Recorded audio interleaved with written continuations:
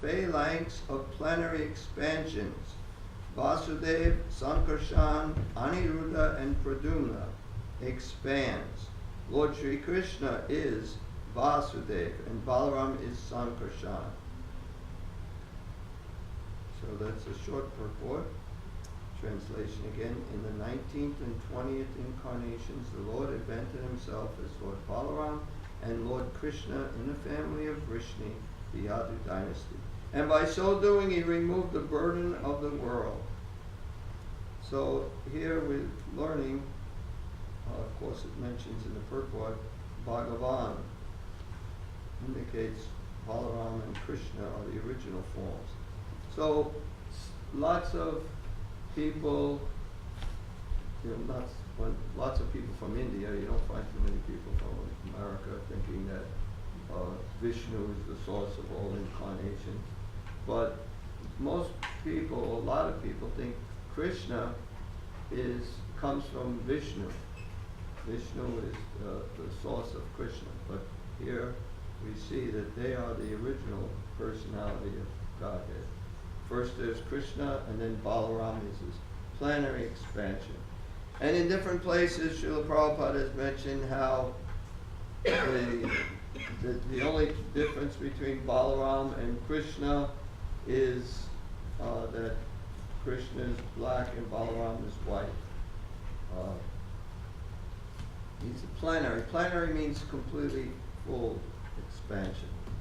So there are plenary expansions and partial plenary expansions. Actually, there's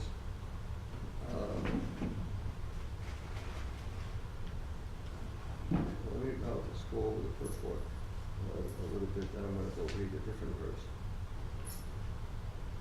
Lord Krishna is not an incarnation of the Purusha. As we learned from the beginning of this chapter, he's directly the original personality of Godhead, and Balaram is the first plenary manifestation of the Lord. So there are a lot of verses. Actually, I don't have a Bhagavad Gita here. There's a Bhagavad Gita which tells a little bit more how Krishna is he's the source of everything.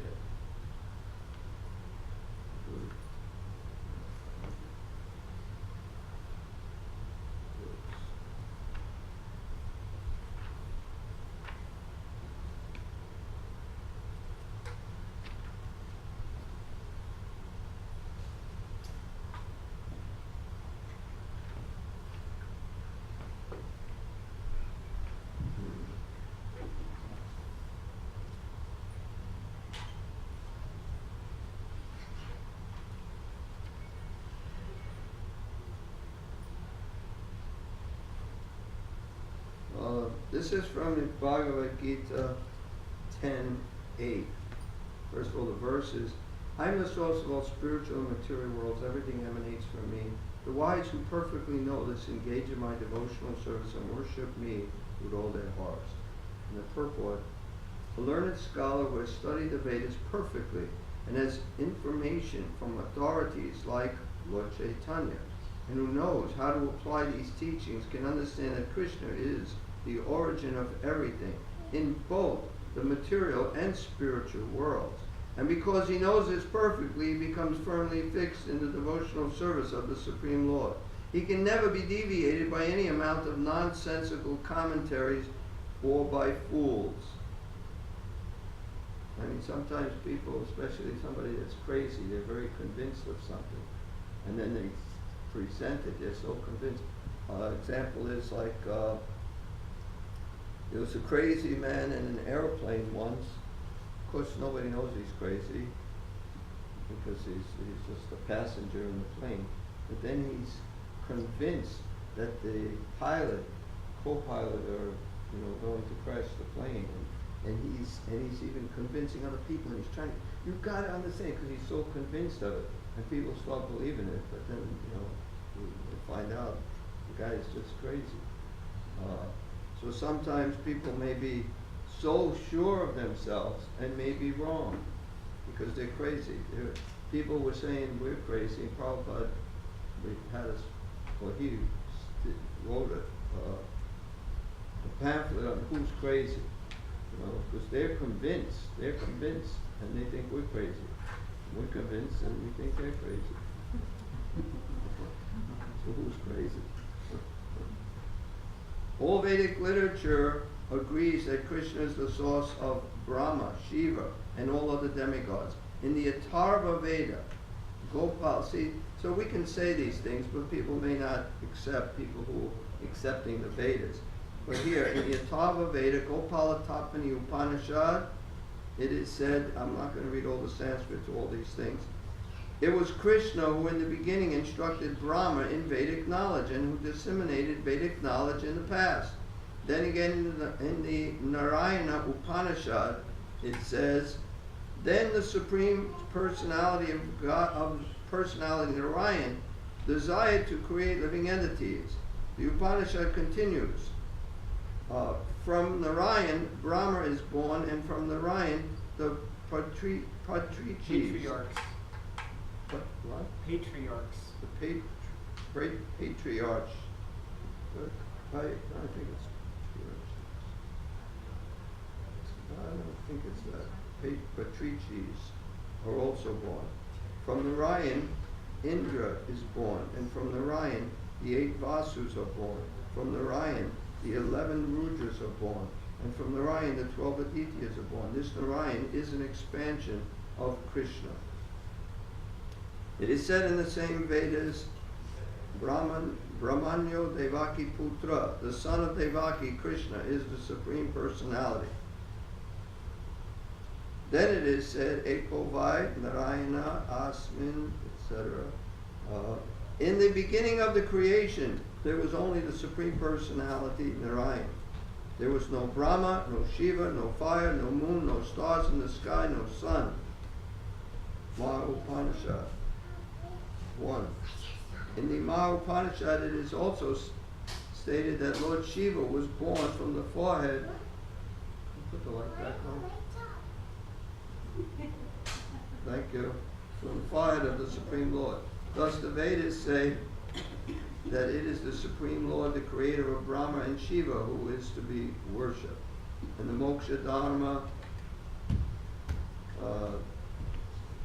Shiva and others are created by me, though they do not know that they are created by me, because they are deluded by my illusory energy. The Raha Purana, anyway, there's so many different evidences from not just Bhagavad Gita, because there are many, well, I don't know how many, but there are a lot of people who don't accept Bhagavad Gita. They accept only the 4 Vedas. So in that particular verse, 10.8, there's quotes from the Vedas. So I'm going to read just the English to a few of the next few verses. Then in the beginning of Kali Yuga, the Lord will appear as Lord Buddha. Of course, before this one about Balaram and Krishna, all the other incarnations were explained, but Balaram and Krishna are the source of these incarnations. The Lord will appear as Lord Buddha, the son of Anjana, in the province of Gaya, just for the purpose of deluding those who are envious of the faithful deists. And that's a whole class in itself. Thereafter, at the conjunction of 2 yugas, the Lord of the creation will take his birth as the Kalki incarnation and become the son of Vishnu Yasha. At this time, almost all the rulers of the earth will have degenerated into plunderers. And you see, all these incarnations, and even in the future, like in the past from now, when one in the future is it's in the future is Kalki is going to incarnate, and Buddha incarnated, but it was also the future when this was originally spoken. And you notice the names of their parents, Vishnu Yasha. I mean, this is more of a Vedic name or Indian names. You don't find too many people in America named that. What are you going to name your son? Dasha. Oh, that's nice. Plenty of crazy. What? Plenty of crazy people.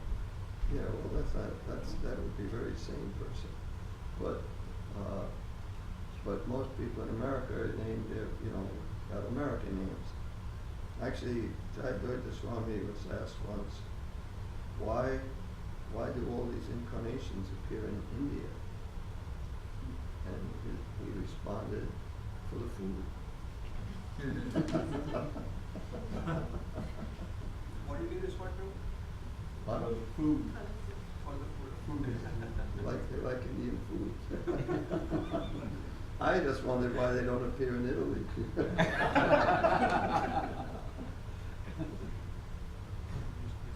What? Use that mic. Can everyone hear me? Really? Not very audible. Wow. I can hear me. The only thing he heard was food.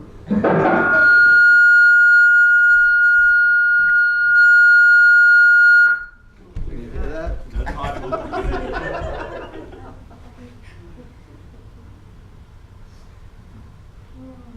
you come? Testing. Kind of loud. Well, next verse. O Brahmanas, the incarnations of the Lord are innumerable, like rivulets flowing from inexhaustible sources of water. Still too loud.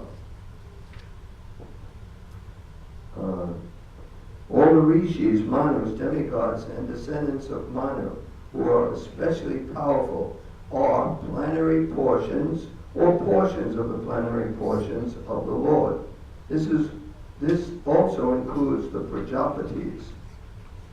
In the next verse I wanted to read also, and along with the purport, although it's a long purport. Ete chamsha kala pumsha krishnastu bhagavan swayam indrari vyakulam lokam mridayanti yuge yuge. All the above mentioned incarnations are either plenary portions or portions of the plenary portions of the Lord. But Lord Sri Krishna is the original personality of Godhead. All of them appear on planets whenever there is a disturbance created by the atheist. The Lord incarnates to protect the theist. So, because we're coming up to Janmashtami, I thought these verses would be appropriate. Purport. In this particular stanza, Prabhupada quotes instead of the verse, he says stanza, which it's a little different.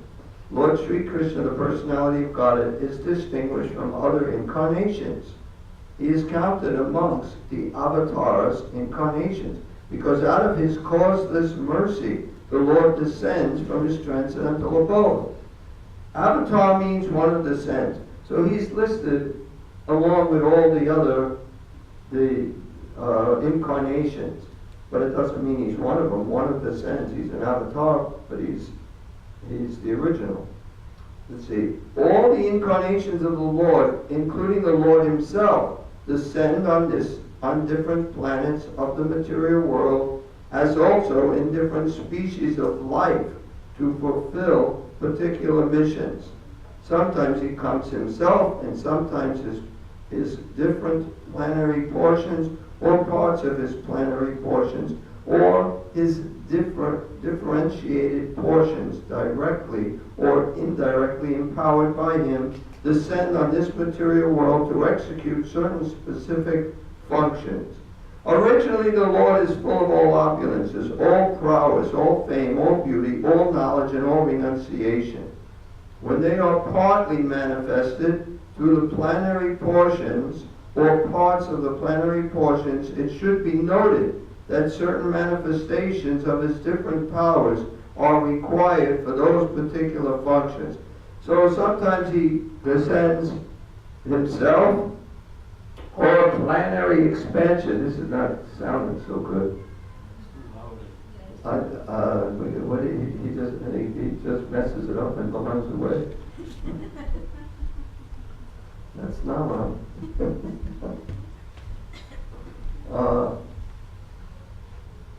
So that when the Lord appears himself for planetary expansion, which is full expansion, he has all full opulences that he can do anything and everything. But sometimes there's a specific function, like even Vyasadeva. He had a specific function. So he was an empowered incarnation to write the Vedic literatures. He's actually not a Vishnu Tattva, he's Jiva Tattva, but he's empowered. So we can also become empowered to do something. Generally, those empowered souls, well, I don't know generally, but sometimes they come, and probably, I would think most of the time, if not all the time, from the spiritual world. They come and then they perform whatever particular purpose the Lord wants them to incarnate.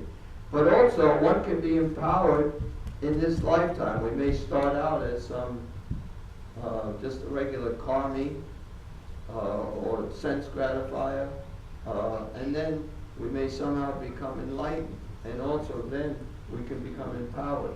Anyone can become empowered at any time to serve the Lord. And he does empower his devotees.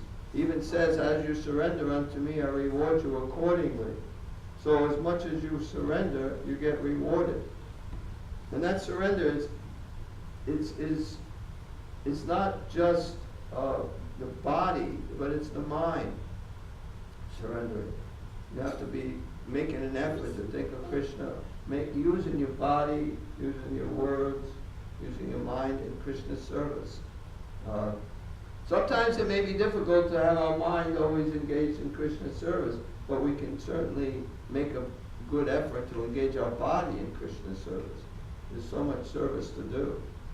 And so if anybody wants any service, let me know. Honestly, that's another thing. You have to ask if you want to do service. Lots of times we don't go around telling people or asking people, would you like to do this, would you like to do that? If you want to do something, we'd like to see that you're interested in doing something. Then you get engaged. And sometimes we have some complaints that people don't engage us. We make so many announcements. If you want to be on the book distribution team, approach this, we need volunteers, anyone volunteer. If you don't do that, nobody's going to tell you something because they think you don't want to do anything. You know, if you don't approach to find out if there's anything you can do, or even say there's a specific thing I'd like to do, if you don't ask anyone, then nobody's going to approach you in most cases.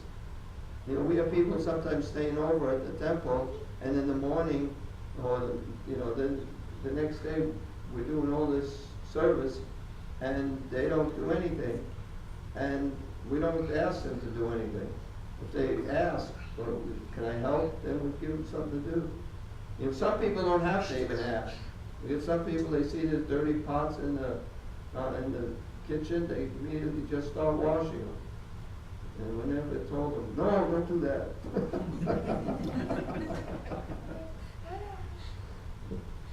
You know, so you have to make an effort. You have to make some effort, even to come to the temple. You have to make an effort. It doesn't happen automatically. I'm sure this morning you want to just find yourself in the car driving to the temple, not even realizing, why am I doing this? Or, I don't even remember getting up. Did I shower?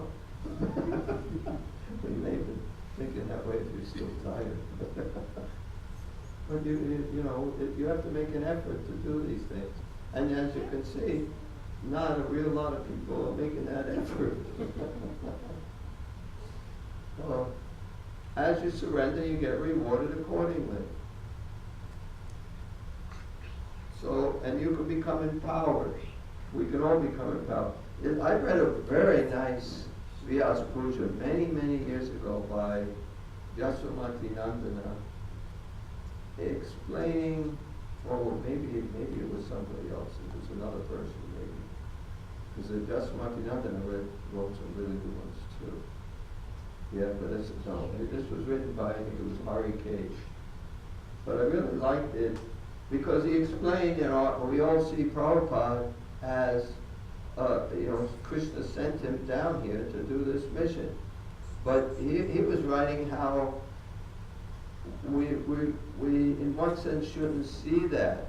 We should see that whatever Prabhupada did, of course we can't do what Prabhupada did because he already spread Krishna consciousness all over the world. But we can be empowered to spread Krishna consciousness. We can become pure devotees. We can, and Prabhupada expected or wanted, desired for that to happen, for us to do that, to actually renounce sense gratification and just accept service to Krishna. I mean, we have to do it gradually more and more, but we should come to the point where we do it fully. And then we can become empowered by Krishna through Srila Prabhupada. And that's what we have to do. We can't say, well, that was Srila Prabhupada. He can do that. No, we can also do that. We can do so many things if we fully surrender. Why was Prabhupada able to do it? Because he fully surrendered. And he's trying to teach us that any of us can do this if we fully surrender. So we have to try to surrender completely. And then we can also become empowered. And you could say an empowered incarnation. Krishna can use this body to do so many things. These words coming from this body, his mind completely absorbed in Krishna, then we become spiritualized. Prabhupada says if you engage something, utilization is the principle. If you use something in Krishna's service, it becomes spiritualized. So if we use this body completely in Krishna's service, it becomes spiritualized, and then when anything comes in contact with it, that also becomes spiritualized. So we shouldn't think, well, that's Prabhupada, or that's, this guru or that guru, they can do it, but I can't. No, you can and you should. And the way to do it is by completely surrendering to Prabhupada. Prabhupada completely surrendered to Bhakti Siddhanta. Even when it came to book distribution, one devotee said, I want to distribute millions of books because it's your desire. Prabhupada said, it's Lord Chaitanya's desire, it's Bhakti Vinod's desire, it's Bhakti Siddhanta's desire, then it's my desire. So it's because they want it, that's why he wants it. So we should want it because he wants it. And that should become our desire, but it's not like, well, I want it. I want it only because Prabhupada wants it. And it's the best way to spread Krishna consciousness. That's why he wants it, and that's why I want it. So whatever service we're doing, it should be done because that's what my Guru Maharaj wants me to do. That's what Srila Prabhupada wants us to do. And if we do everything in that light, we will become empowered. It's not like overnight. I mean, it could be overnight, but it usually isn't. It usually takes years. Better late than never. Okay. All the incarnations of the Lord, including the Lord himself, descend on the different planets of the material world as also in different species of life to fulfill particular missions. Sometimes he comes himself, and sometimes his different planetary portions or parts of the planetary portions, or his differentiated portions, directly or indirectly empowered by him, descend on this material world to execute certain specific functions. Originally, the Lord is full of all opulences, all prowess, all fame, all beauty, all knowledge, and all renunciation. When they are partly manifested through the planetary portions or parts of the planetary portions, it should be noted that certain manifestations of his different powers are required for those particular functions. So because they only need certain powers to get a certain thing done, they got those powers. Not necessarily all the powers of the Supreme Personality of Godhead. When in the room, small electric bulbs are displayed. It does not mean that the electric powerhouse is limited by the small bulbs. The same powerhouse can supply power to operate large-scale industrial dynamos with great volts. Similarly, the incarnations of the Lord display limited powers because so much power is needed at that particular time. So just like the electric powerhouse can supply so much electric, you can't say, well, it's only coming this much, that's all. We can't light that half of the room because it's only so much. So for example, Lord Parashuram and Lord Nrsinga displayed unusual opulence by killing the disobedient Kshatriyas 21 times and killing the greatly powerful atheist Hiranyakashipu. Hiranyakashipu was so powerful that even the demigods in other planets would tremble simply by the unfavorable raising of his eyebrow. The demigods in the higher level of material existence many, many times excel the most well-to-do human beings in duration of life, beauty, wealth, paraphernalia, and in all other respects. Still, they were afraid of Hiranyakashipu. Thus, we can simply imagine how powerful Hiranyakashipu was in this material world. But even Hiranyakashipu was cut into small pieces by the nails of Lord Nrsinga. This means that anyone materially powerful cannot stand the strength of the Lord's nails. Similarly, Jamadagnya displayed the Lord's power to kill all the disobedient kings powerfully situated in their respective states. The Lord's empowered incarnation, Narada, and planetary incarnation, Varaha, as well as directly empowered Lord Buddha, created faith in the mass of people. Okay, I'll read that again. The Lord's empowered incarnation, Narada. So Narada is a Jiva soul, but he's empowered by Krishna. And planetary incarnation, Varaha. So Varaha, planetary means full or complete. As well as indirectly empowered Lord Buddha. He's indirectly empowered. I don't know how he's indirectly empowered. Directly empowered or indirectly empowered. The incarnations of Ram and Dhanvantari displayed his fame, and Balaram, Mohini, and Vamana exhibited his beauty. Dattatreya, Matsya, Kumara, and Kapila exhibited his transcendental knowledge. Nara and Narayana Rishis exhibit his renunciation. So all the different indirectly or directly empowered incarnations of the Lord manifested different features. But Lord Krishna, the primeval Lord, exhibited the complete feature of Godhead, and thus it is confirmed that he is the source of all other incarnations. The most extraordinary feature exhibited by Lord Sri Krishna was his internal energetic manifestation of his pastimes with the cowherd girls. His pastimes with the gopis are all displays of transcendental existence, bliss, and knowledge, although these are manifested apparently as sex love. The specific attraction of his pastimes with the gopis should never be misunderstood.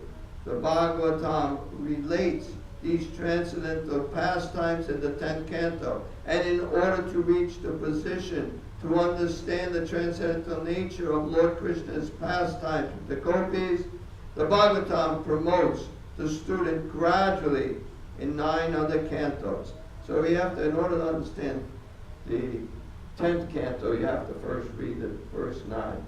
You know, because if you understand that Krishna, the Supreme Personality of God, is the source of everything, is emanating. Mahavishnu is his expansion. All the universe is emanating from Mahavishnu's port. So this is God, I mean the greatest of everything, and he's acting as an ordinary person. Then you can appreciate those pastimes more. And there is, Prabhupada calls them unscrupulous people who immediately go to the 10th canto, and then they do Bhagavad Gita, which they read for 7 days from the 10th canto. And people don't even understand the first 9 cantos, and they start telling them about the 10th canto, the intimate pastimes of the Lord with his devotees. So one has to first be qualified to understand those pastimes by first reading the first 9 cantos. So you may ask, then why did Prabhupada, write the Krishna book, which is a summary of the 10th canto before he finished the first 9 cantos? And that would be a pretty good question. So is anybody thinking like that? Anyway, you were thinking like that? Pay no attention.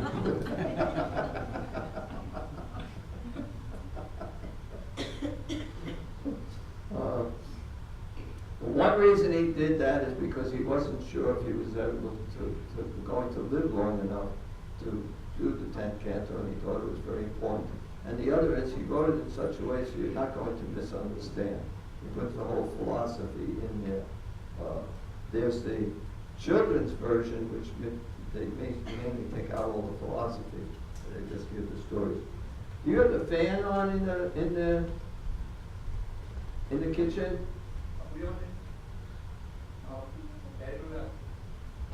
Do you have the fan on in the kitchen?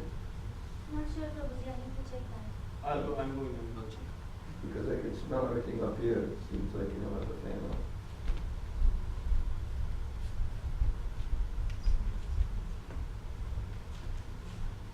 The Bhagavatam relates these transcendental pastimes in the 10th canto. Okay, I read that, 9 cantos. According to Srila Jiva Goswami's statement, in accordance with authoritative sources, Lord Krishna is the source of all other incarnations. It is not that Lord Krishna has any source of incarnation. All the symptoms of the Supreme Truth in full are present in the person of Lord Sri Krishna, and in the Bhagavad Gita the Lord emphatically declares that there is no truth greater than or equal to himself. In this stanza, we'll use the word stanza again, the word Svayam is particularly mentioned to confirm that Lord Krishna has no other source than himself. Although in other places the incarnations are described as Bhagavan because of their specific functions, nowhere are they declared as the Supreme Personality. In this stanza, the word Svayam signifies the supremacy as the summum bonum. So Svayam means the original, I guess. I mean, I don't know Sanskrit, but Bhagavan, I know, can refer even to a jiva who surrendered, can be called Bhagavan. We study Swam means himself. Swam. Swayam means himself. Yeah. So he comes directly himself. The summum bonum Krishna is one without a second. He himself has expanded himself in various parts, portions, and particles as Svayam Rupa, Svayam Prakasha, Tad Ekatma, Prabhava, Vaibhava, Vilasa, Avatara, Avesha, and Jivas, all provided with innumerable energies just suitable to the respective persons and personalities.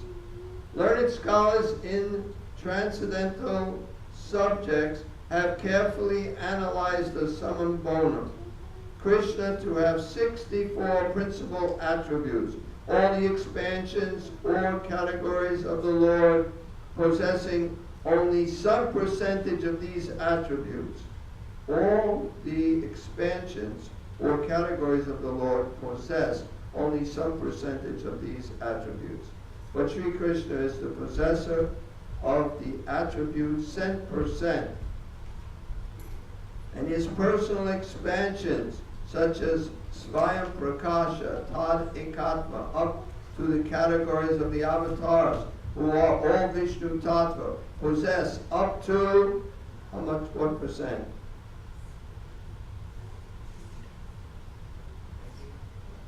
Yeah, you're gonna cheat now. I don't know how to look it on this phone. Okay. What percent? Okay, look it on your phone, see what you come up with.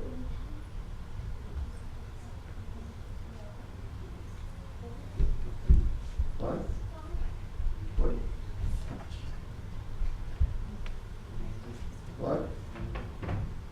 93. It says 93 here. I think in the Nectar Devotion it may say something else. What? Of the attributes. That's the same in the Nectar Devotion. But the jivas, or the individual living beings in different statuses of life, possess up to the limit of what? Somebody didn't look it up.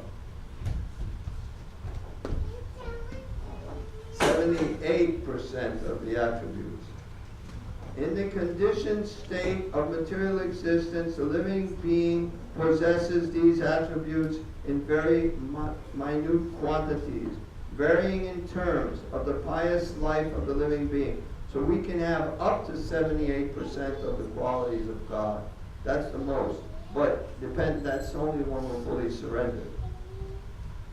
So the most perfect of living beings is Brahma, the supreme administrator of one universe. He possesses 78% of the attributes in full. All other demigods have the same attributes in less quantity, whereas human beings possess the attributes in very minute quantity. The standard of perfection for a human being is to develop the attributes up to 78% in full. The living being can never possess attributes like Shiva, Vishnu, or Lord Krishna. A living being can become godly by developing the 78%. 78% transcendental attributes in fullness. But he can never become God like Lord Shiva, Vishnu, or Krishna.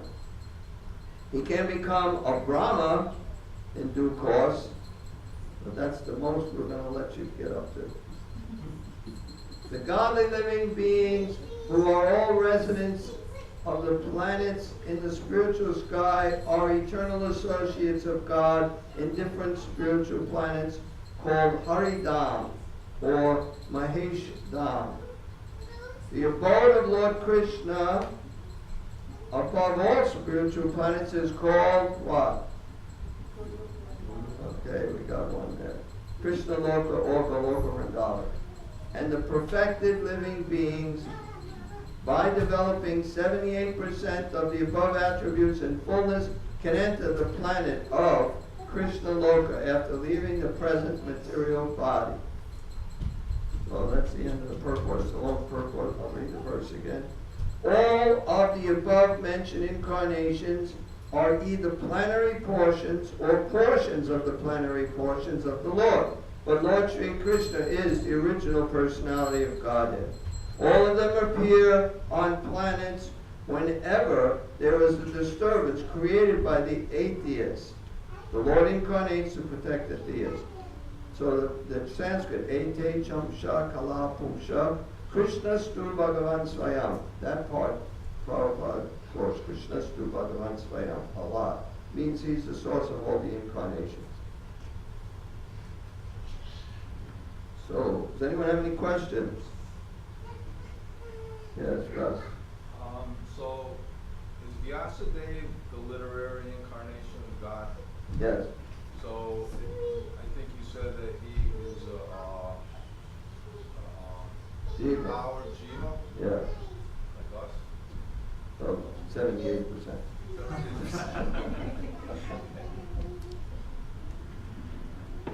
Yeah. So, yes. It means indirectly in power. So can with Indirectly empowered, yes. Indirectly empowered. is he indirectly in power? No. Vyasadeva. No, it was Buddha. Buddha was indirectly empowered. which I'm not quite sure what indirectly empower. I would think it's not directly from Krishna. From Krishna, there's, Balaram, then there's Sankarshan, Nani, Buddha, Vasudev, and then from them, other incarnations. So that's kind of indirect. But it's also direct, just like we're getting this knowledge or mercy from Krishna directly through the disciplic succession. So it might be indirectly. We're getting into Prabhupada, but actually it's also direct too.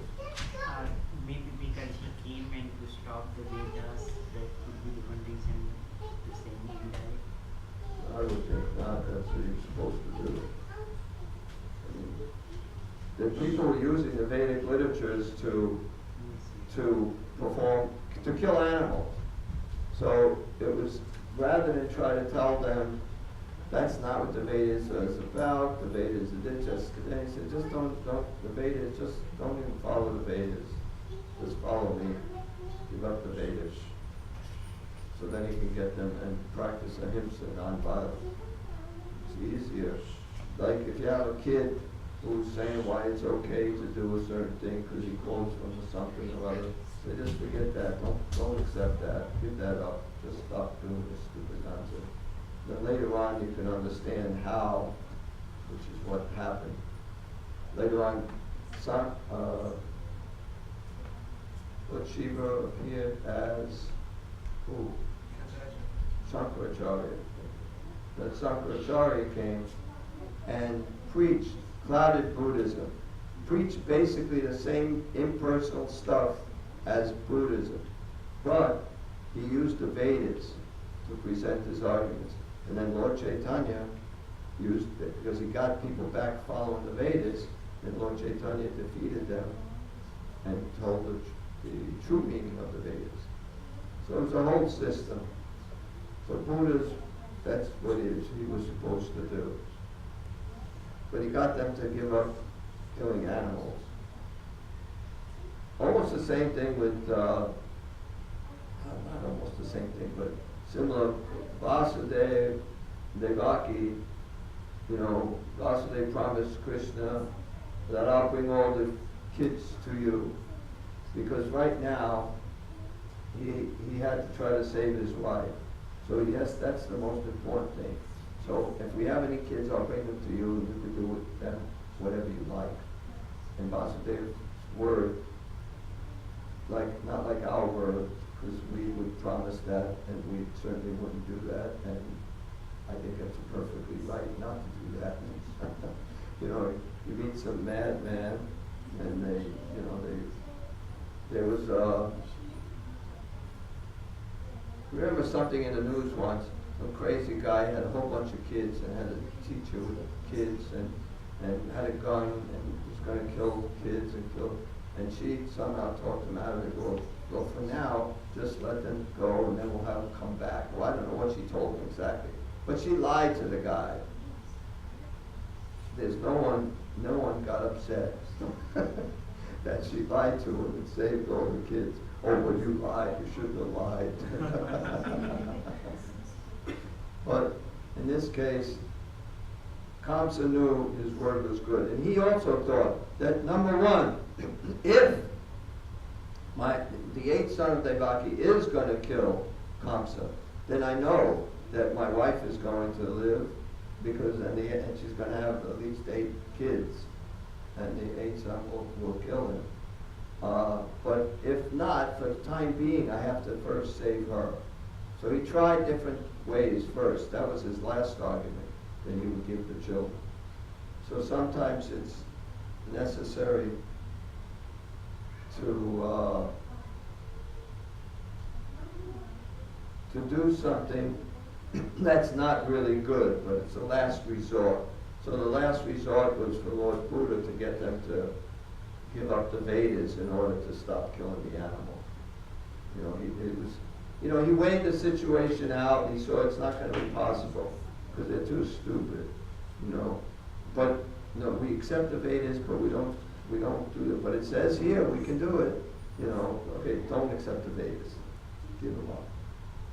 So he had to make the acharyas preach according to time, place, and circumstance. So, Srila Prabhupada, there's devotees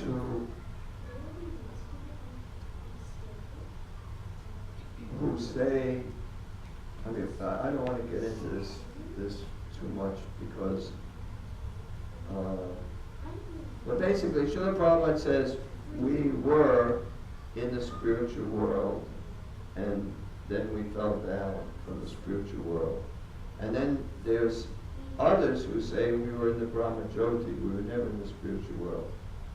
So, and then they say Prabhupada said that just because it would be difficult for us to accept that,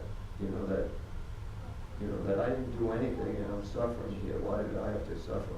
At least if it's my own fault, I can accept it better. And I can certainly see how it's my own fault, because I do so many things that I shouldn't do. I think so many things like that. So, now, perhaps, let's say those people are right. They may be right, but it doesn't matter. Prabhupada said this, I'm accepting what Prabhupada said, and that's that. And I don't think we should speculate when he said this, he actually meant this. I don't think we're that advanced. So we accept that we were in the spiritual world with Krishna, or at least on the Vaikuntha planets with Narayan, and we foolishly, no reason why, but we wanted to enjoy like him. We get sometimes, we get envious. In the spiritual world there's no envy. But if you get envious, why always him? What about me? I mean, I don't see how you can think that when you're fully satisfied. It's hard for us with our little tiny brains to understand any of this. Why would I do something to leave? But knowing me, I don't doubt it at all that I did something to leave. But envy, why do you become envious? Anybody know why do you become envious? Not of God, not of Krishna, but just of somebody else. Why are you envious? Okay, let's start with it. Anybody here envious of anybody? Ignorant. Well, ignorance, yeah, definitely ignorance. Okay, how do we give up envy? By appreciation. By what? By appreciation. I don't know what you're saying. Seeing the quality and then appreciating that how Krishna has given this kind of quality. And Yeah, that's some kind of mechanical thing that can help, Slowly. yes. We can see their good qualities. See, Krishna gave it to him, but why didn't he give it to me? I deserve it more than him.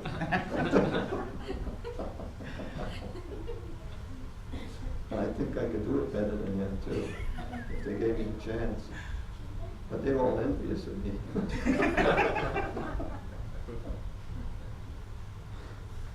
Well, Bhishma Dev, narrow it down. He gave an instruction, he gave a lot of instructions to Maharaj Yudhisthira while he's laying on the bed of arrows. And he also told him how to become free from envy. And what was that instruction? Yes? Only guessing with chanting Hare Krishna. No, he didn't tell him that. But that's a way you can eventually do it, you have to keep doing that. Because by doing that, the next thing would happen. But that's not what he said. Anybody else want to guess? It's really simple too. The answer makes so much sense. What? By spiritual culture, No, by spiritual culture, that's an answer to another question. sleep. To conquer sleep. Conquer sleep. That's on the Bhishma Dev told him. To conquer sleep by spiritual culture. Who says that? Russ, anything? By serving the person. Okay, enough guesses. He said, by giving up sense gratification. It's so perfect. Because why am I envious? Because they got some sense gratification that I don't have. So if I don't want any sense gratification, why would I be envious? You know, that sense gratification is not just gross sense gratification, it's subtle. This person is, they're admired by so many people. People look up to them. People think they're great. I want that. That's sense gratification. So if I don't want any sense gratification, why would I care if people look up to somebody else? Somebody's in a high position. So I want sense gratification. It's subtle as sense gratification, but nonetheless, it's sense gratification. So by giving up sense gratification, you're not envious of anybody. What does anybody have that I want if I don't want sense gratification? Can anybody think of anything? What does somebody have that I would want if I didn't want sense gratification? What? Money. Money? Who said that? Like if somebody has too much money, I don't want it. I don't want too much money. So it's a satisfaction. No. You missed something here. No, if someone has a lot of money, I'm envious of them because I want money. But if I don't want money, what do you want money for? Why do you want money? If I wanted money for fixing up the temple, that's not sense gratification. But if I want money, it's only to enjoy in this material world. I mean, I think of having money, this is sense gratification, it's not so bad, but I would fly all over, first class, and go to all temples all over the place. That's my sense, but it's sense gratification nonetheless. What if I gave it away to try to help other people? But that's also sense gratification. It's so that you feel good about yourself. You're so magnanimous. It's good. It's considered the mode of goodness. It's a higher form of sense gratification, but it depends really why you're giving it away. If you're giving it away to help people materially, that's sense gratification. If you're giving it to help them spiritually, then that's not. That's the only thing that's not, is if you're using it for spiritual purposes. Hard to understand if I'm giving it away. But what are you doing? You're helping them materially. How is that helping them? It's like if you have a boil. You ever had a boil? Okay, they hurt. It's not a bad thing. I was told that it's like a lifestyle disease because you get rid of a lot of karma, but at the same time, it's not anything real serious. It's just a lot of pain. So if you have a boil, it hurts a lot. But if you blow at it, it feels so much better. Oh, that's so nice.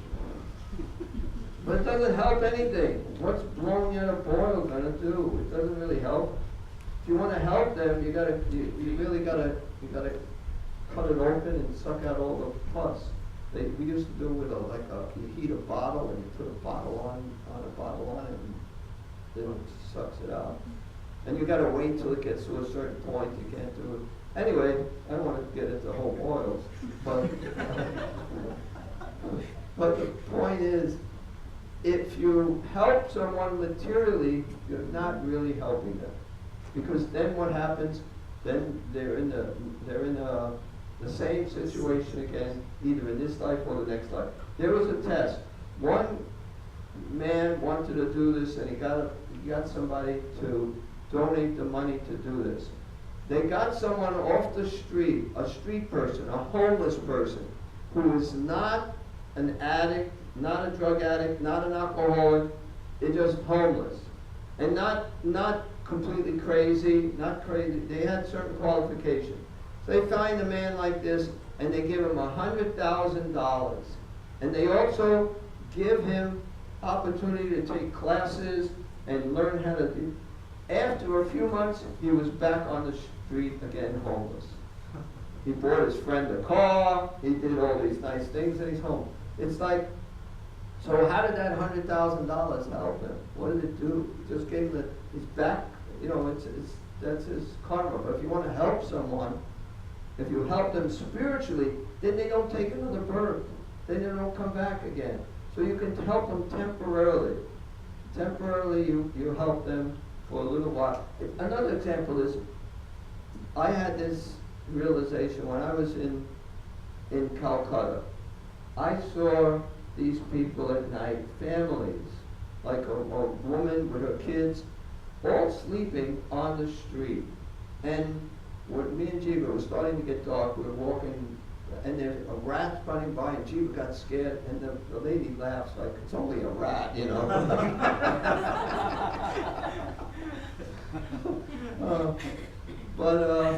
So I thought, how can I help these people? I want to help them, so what can I do to help them? So I thought, okay, if I put them in a 5-star hotel for the night, how is that going to help them? The next night they're back out on the street. So if you just expand that a little, even if I help them their whole life, then in the next life they're back in the same situation. It doesn't help. The only way to help them, so which I did the next day, is I brought them prasadam. Because if they eat prasadam, first of all, they need to eat, they're going to be hungry. So if they eat prasadam, then they get some spiritual benefit. Otherwise, helping people materially, even if I gave them food, I put them in this 5-star hotel, gave them the best meals, gave them for a whole week, gave them everything, gave them clothes, and then after a week, they're back on the street again with their new clothes. What? It doesn't help. So you really have to understand the only way to help people, really help people, is to help them spiritually. You may have to help them materially if they're in such dire straits, a so difficult situation that they can't even think about spiritual life. So you may have to help them materially so that they can come to the point of understanding Krishna consciousness. But if you don't ultimately come to something spiritual, then it's a complete waste of time. Waste of time and money. And it's hard to see that because we're all good people and we want to help people, and these are good desires. Same thing with Arjuna. Arjuna didn't want to fight. Why should I kill all these people? He didn't want to do this.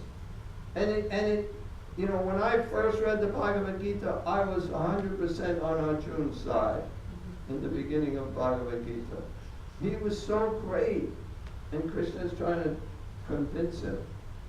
Bad man, Krishna. He's trying to convince him to fight this war. And Arjuna has such good reasons. He was so noble. He's willing to give it all up. Give up his kingdom and just live as a beggar. That's so righteous. That's so wonderful. And devotees should feel that way. Compassionate. But there's a higher, of course, with the Bhagavad Gita, we know that it's a higher purpose. This was Krishna's plan. It was going to happen whether Arjuna did it or not. But ultimately, it's hard sometimes to understand how just helping people.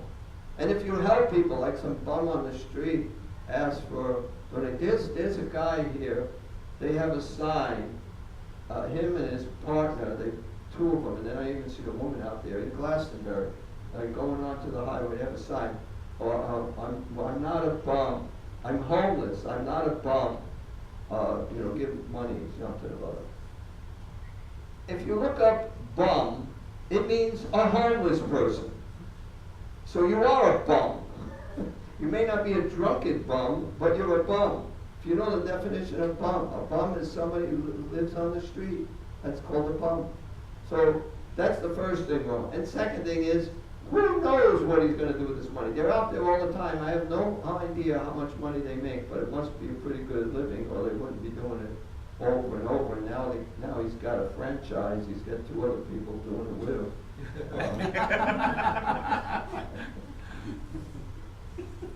In India, they do have. They do have franchise. Yeah. Well, they're learning. It's coming, it's finally. See, it took a while for Krishna consciousness to come to the West. So similarly, these techniques in front of the beggars in India are finally coming here. But, I'm not a bum. But if you give to somebody like that, and then they get, and then they get intoxicated, or even in India, you give to somebody and then they get intoxicated, or anywhere. That's called charity in the mode of ignorance. What you can give people is you can give them prasadam. because then they'll make some spiritual advancement. You know, everybody needs food, so you give them some food, but offer it to Krishna first, that's all. And it's always good to travel in India, mainly in India, with prasadam to give out to the beggars. So you give them something, you know, to not give them anything, but you give them prasadam. That way you're helping them materially and spiritually. Prabhupada said at least once that wherever there is spiritual well-being, automatically material well-being will follow. You don't have to make a set. You think that's funny? I know she doesn't think that's funny. But automatically material well-being. And I heard someone give a class once, which was good, how we first have to get ourselves situated nicely materially, then we can, you know, we can deal with the spiritual aspect. No, you're never going to get situated nicely materially.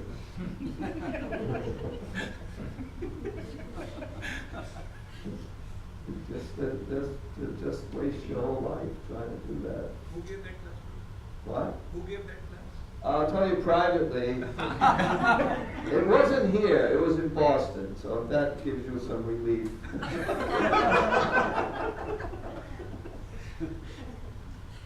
I want to take private lessons from that class.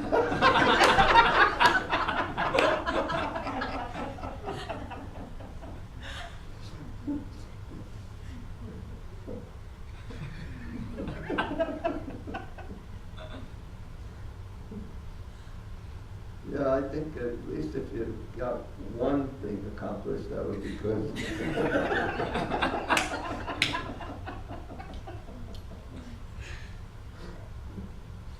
Okay, any other comments, questions? I have a question. Yes.